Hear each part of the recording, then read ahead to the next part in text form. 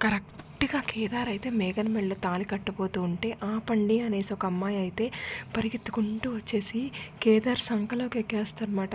కేదార్‌ని ముద్దులు పెట్టుకుంటూ, "baby I miss you baby. ఇన్ని రోజులు నేను చాలా మిస్ అయ్యాను బేబీ" అనేసి ఆ అమ్మాయి అంటూ ఉంటదనమాట. ఇంకా అసలు నువ్వెవరు అనేసి మేఘన అడుగుతూ ఉంటదనమాట.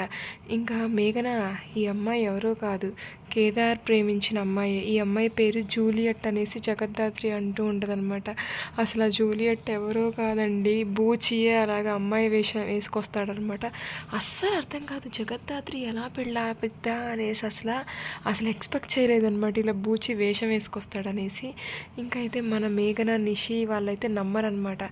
అసలు మీరిద్దరు ప్రేమించుకున్నారంటే నమ్మబుద్ధి కావట్లే, అసలు ఈ అందగత్తె కోసమని నన్ను వదిలేసుకుంది కేదార్ అనేసి ఇంకా మేఘన అంటూ ఉంటుందన్నమాట. నా కళ్ళతో చూడు మేఘన, అసలు తిని ఎంత అందంగా ఉందో అనేసి మన జూలియట్ని అయితే వర్ణిస్తూ ఉంటాడు కేదార్ అనమాట.